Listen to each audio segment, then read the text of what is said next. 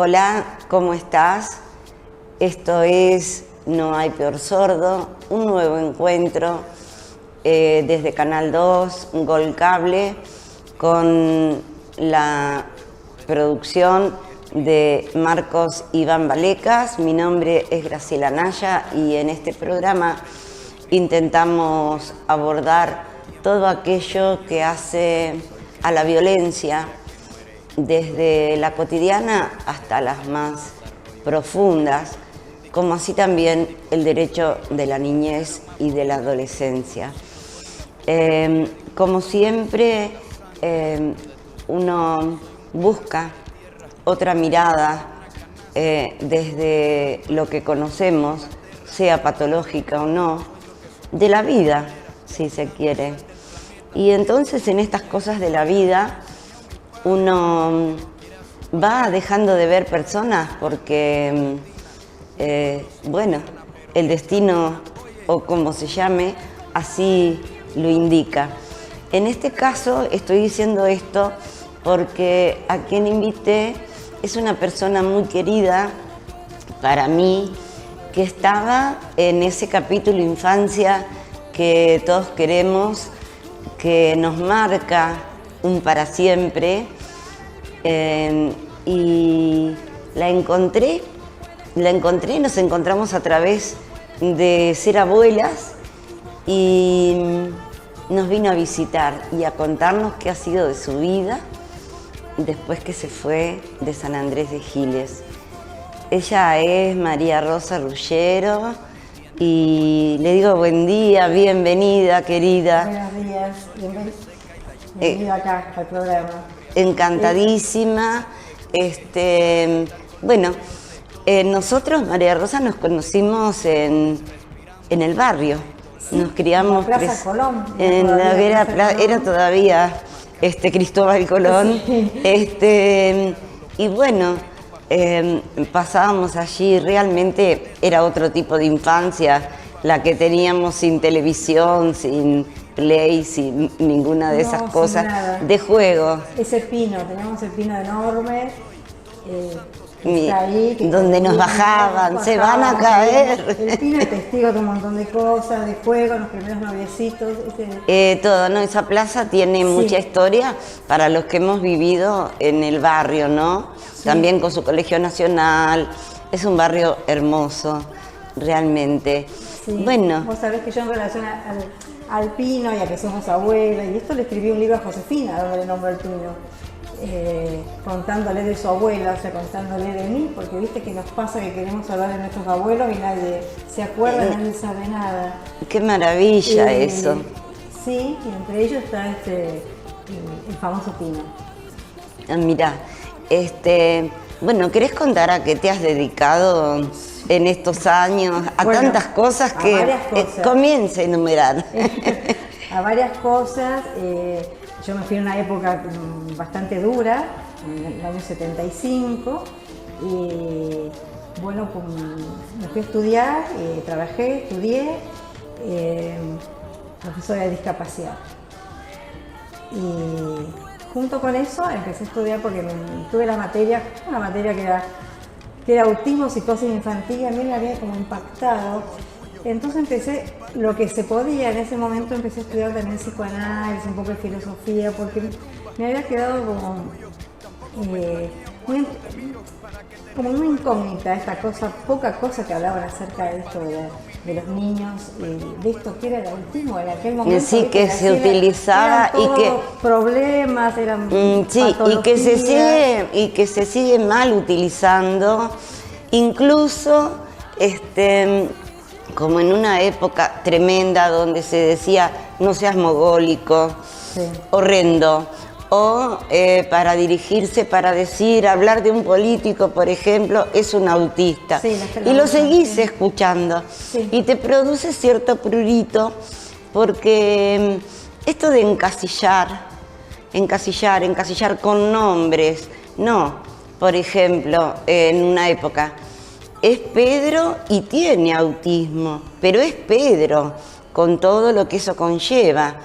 Y en realidad el autismo No, ese no, ya no se utiliza. no, yo particularmente después de tantos años, hace 38 años que trabajo con estos niños, como digo yo, que llaman autistas, y 38 años son muchos años.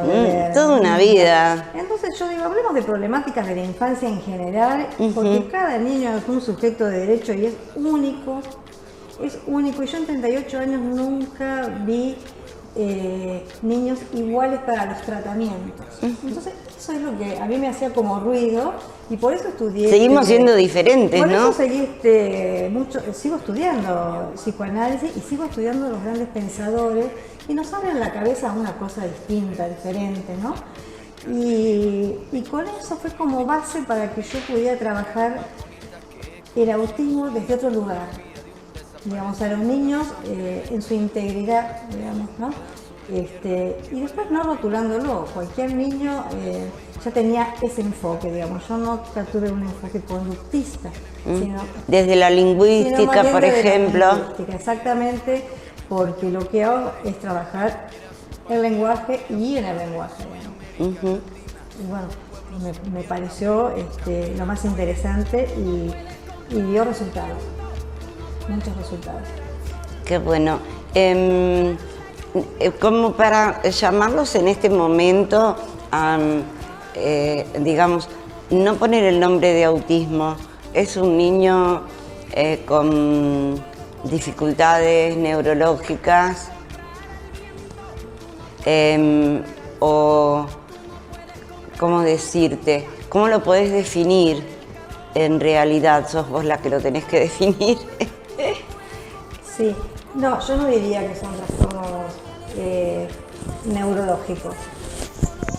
Yo, más bien, digamos, yo tengo un equipo de trabajo de tantos años, ¿no es cierto? Y hablamos más de estructuras, de estructuras psíquicas, como tenemos vos, yo, digamos, cualquier persona. Y esos potenciales que tiene la estructura y que nos permite esa estructura. Claro. Lo que pasa que es el espectro autista porque también vienen a veces con lesión cerebral o tienen debilidad mental, digamos, es tan amplia, digamos, la variedad que es difícil hacer los diagnósticos. Claro. Es más, yo los diagnósticos de lenguaje los hago en el trayecto del tratamiento, porque a veces, viste, te piden hacer un psicodiagnóstico. Es muy difícil a veces con niños de 2 o 3 años, en 2 sesiones, 3 sesiones, hacer una hora de juego. Imposible. Es un imposible. Un imposible. Yo prefiero ir trabajando con los padres y con los niños y ir viendo qué surge. A veces puedo decir que es autista, como yo te digo, es una estructura autista y de pronto no, es un trauma con el tiempo y el tratamiento y el trabajo con los padres, te das cuenta que es un trauma que tuvo el niño, digamos, en su infancia, sus primeros años y bueno, y puede salir de ahí, o son fobias, o son neurosis obsesivas graves. Estructuras psíquicas que a veces, claro, exactamente, estructuras psíquicas que a veces se confunden. Histerias graves. O sea, no hay un esquizofrénico puro, un psicótico puro. Las estructuras se interrelacionan y entonces este tema de los diagnósticos, como vos decías, es realmente difícil poder cotejar eso en una criatura de 2, 3 años en 2, 3 sesiones, ¿no? Es realmente como no llegar a ningún lado, me parece, como que no sirve. Tiempo es el que dice y el tratamiento, ¿no? Es el tiempo y tampoco la saturación de profesionales, digamos.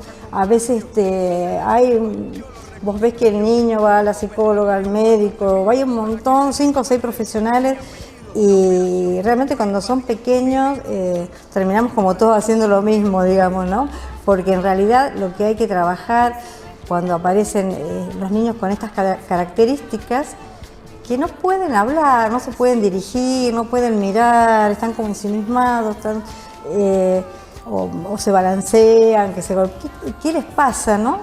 Yo descubrí que con el estudio y con los años, la importancia de entrar en el mundo de estos niños, que no es fácil, porque hay un filósofo italiano, Giorgio Agamben, que habla de la experiencia, ¿no?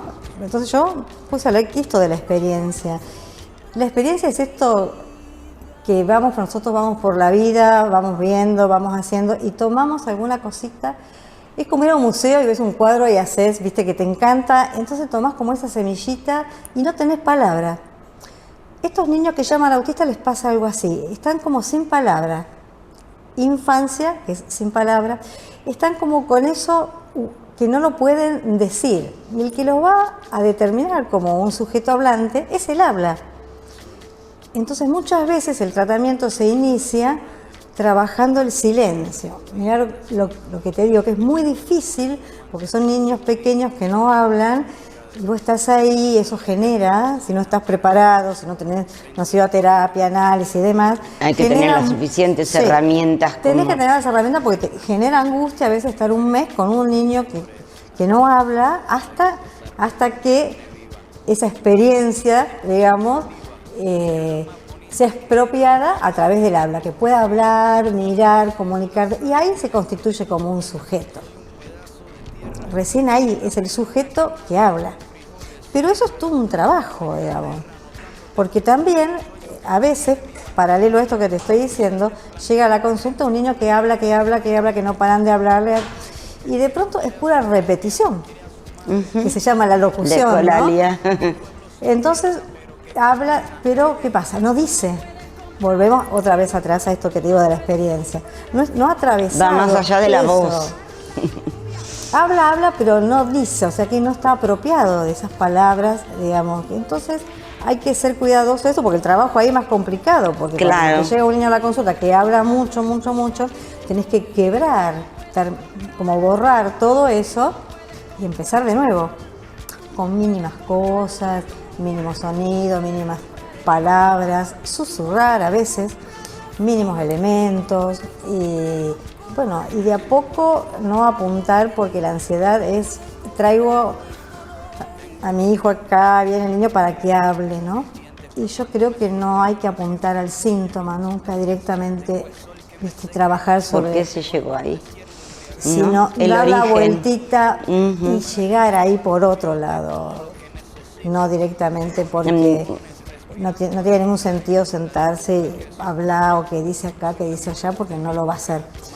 Porque, por lo menos yo, mi línea, por eso nos decimos terapeuta del lenguaje, porque juntamente con todo el estudio de profesores de discapacidad estudiamos psicoanálisis y filosofía, porque lo trabajamos el lenguaje desde la construcción del lenguaje, no como algo cronológico que a los meses tal cosa, al año tal otra, a los 2 años tal cosa. Eso no. Para nosotros, de la misma forma que lo pensamos como una estructura, también es una construcción. El lenguaje se construye desde el cuerpo. El lenguaje es el habla en acción, ¿no? No hay nada antes del lenguaje. El lenguaje claro, es lo humano. Entonces, es muy interesante. Es muy interesante y te digo, yo de todas la problemática que he visto, y aprendí mucho que de estos niños, tanto psicosis infantil, cuando le llamaban autismo, que antes ya estaban todos juntos, los denominaban igual, se aprende un montón. La mirada, a veces falta, ¿no? Sí.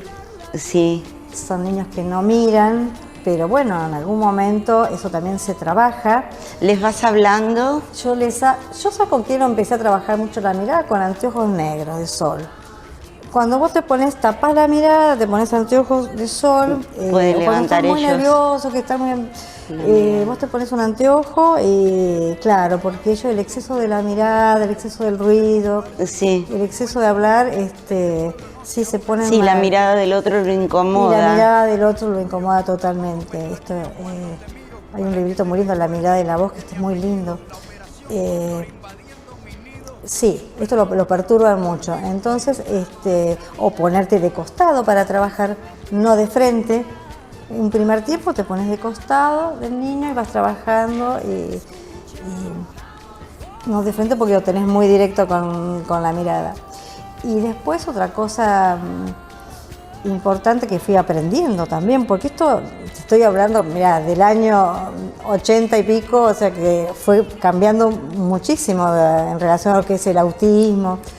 Fueron cambiando, no yo, pero fueron cambiando de nombre, bueno, sí, vos lo sabés bien. Se va avanzando, ¿no? Lo van cambiando en el DSM-3, DSM-4, DSM-5, le van cambiando, digamos, los lugares, eso, pero yo no me guío, digamos, por eso. Viste que el otro día charlábamos y yo veo programas que son totalmente teóricos, ¿no? Y yo digo, uno se cae de tanto teorizar. Es como una caída, porque en verdad que esto que vos comenzaste diciendo en el programa, en realidad, viste, somos todos seres tan diferentes que vos vas a encontrar un niño diferente a otro, aunque su diagnóstico que no se hace, vos te estás tratando, por lo que veo, a la persona, y esa persona, como cada niño que va al psicólogo o a alguna terapia, es traída por sus padres. Son ellos los que traen a sus padres, y a veces esa ansiedad de la que vos hablabas es una ansiedad de mamá y de papá, que es también todo un tema que vamos a desarrollar en el segundo bloque, seguramente, porque es muy interesante y muy importante. ¿Tenés alguna experiencia de alguien en particular que pueda abonar esto que estamos diciendo, ¿no? Sí. Primero, hablamos de que todos somos diferentes, porque si todos fuéramos iguales caeríamos en la mismidad. Todos seríamos iguales. Un aburrimiento tenemos que tremendo. Ser iguales, Graciela, tenemos que ser iguales ante la ley. Ahí va la igualdad. Y como la inclusión, estamos todos incluidos. Y que nos excluye a veces es el Estado, no somos nosotros los que nos excluimos. Sí, tengo casos que fui descubriendo porque trabajando con los niños, había un niño hace muchos años que también había llegado con todo el diagnóstico autista, pero no quería escribir, no quería leer nada. Y viste, buscaba, por más que buscara, como vos decís, la teoría, los libros, que viste, y era un fanático de Boca. Entonces yo dije, ya sé por dónde. Entonces me compré en el kiosco el Olé, me puse en la sala, porque siempre me gustó trabajar con 2 o 3, nos gustó, porque yo siempre trabajé con una psicóloga y una musicoterapeuta. Eso. Porque esta cosa, mira, voy a hacer como un intervalo. La psicóloga puede ser siempre la misma, pero a veces con los niños variar entre la musicoterapia, las terapias de lenguaje, que tiene que ver con el juego, algún tallercito que hagas, viene bien por el vínculo, porque no nos tenemos que olvidar que lo que trabajamos es el vínculo con el otro, que eso es lo primero, lo básico. Entonces le digo, volviendo al caso, empecé yo, me tuve que estudiar todos los jugadores de Boca, estudiar... Bueno, entonces me ponía con el diario, así, y yo le leía, tal, Boca jugó con tal, mira y él se ponía nervioso Claro. Porque quería. Entonces, mira qué pícaro, después yo bajaba con 1 semana, 2 semanas, porque pasó un tiempo, y resulta que empecé a apoyar el diario, y él me lo gira, y me dice, mira acá, Boca, acá, y leía, se nota que Lolé traía todos los cuadros, Boca, River, y yo soy de San Lorenzo, le digo, buscámelo. Y empezó así a leer. Y vos decís, bueno. Es encontrar el interés común, tal vez. Esto que algo. yo te digo, el ejemplo que te di es cuando recorres el museo y ves eso en algún momento esa semillita crece en algún lado. Él seguramente eso es su interés. Entonces a veces no hay una receta para cada niño. Exactamente. Él mirá con qué. Sí. El problema era cómo lo fundamentaba yo después. Claro. Pero bueno, nada, así. Lo fundamenté así porque se dio así. Y evidentemente hay que respetar este deseo que tienen esos niños, esa preferencia por algo. Sí, yo tengo una amiga que también se dedica a la discapacidad en sí, y tenía un niño autista que se paró y le dijo: vos sos un problema para mí, por lo que veo y por lo que escucho, y se fue. Bueno, y después un día regresó y le pidió disculpas. Mira. Y entonces ella me decía: yo aprendí más de él que él de mí, pero en verdad todo lo que estábamos hablando, que eran cosas muy placenteras, él no las quería escuchar, no las podía ver en ese momento, pero como no tienen hipocresía, entonces te van a decir en forma directa sí. lo que sienten, ¿viste? Sin filtro. Y vos te preguntás, bueno, eso sería lo ideal, es decir, con empatía pero sin filtro, poder plantarse, ponerse firme y decir, ¿no? ¿Qué es esto de lo que estamos hablando? En el decir, ¿qué digo? ¿Cómo hago? Mira, tuvimos con la psicóloga un grupo de 4, ya adolescentes, y con esto de la literalidad, de la frontalidad que tiene de decir las cosas, es trabajable también, pero en grupo, porque en grupo ellos van viendo cómo es el trato, lo que se puede decir, lo que no se puede decir, las malas palabras, acá no, allá sí, anda el pato, se tiene ganas de decir malas palabras, acá. Son cosas que se pueden revertir con el trabajo y con el tiempo, que llevan tiempo. Aprendemos porque nosotros de pronto tenemos que sacar una paciencia que no tenemos, un tiempo que no tenemos, una voluntad que no tenemos, y eso es lo que exige el trabajo. Sí, ese avance permanente. Este taller que se llamaba el Club del Vago, que ninguno quería trabajar, entonces le pusimos el Club del Vago, nos llevamos el mate con la psicóloga y empezaban a mirar a ver qué hacíamos, ¿no? Pero llevó como 3, 4 meses juntarnos a que ellos pudieran armar vínculo entre ellos, porque no es fácil, para ellos no es fácil vincularse con otra persona. Mirá, 4 pacientes fueron a la facultad y hasta el día de hoy me llaman para mostrarme lo que están haciendo y demás. Y me buscaron para estudiar. Digamos, yo digo, ¿hasta cuándo vamos a estar juntos? Le decía yo, ¿cuántos años? Te conozco de chiquito. Me dice, cuando termine la carrera. Y así tengo como 4 títulos, Graciela. Pero, bueno, te necesitan a veces como apoyo para estudiar con ellos, para estar. Sí, estamos en No hay peor sordo charlando con María. Ahora hay un cortecito publicitario de todos aquellos empresarios, profesionales, comerciantes que hacen posible que vos y yo nos comuniquemos. Ya venimos. Un trago de pulque para cantar con los coyotes, todo lo que necesito tengo a mis pulmones.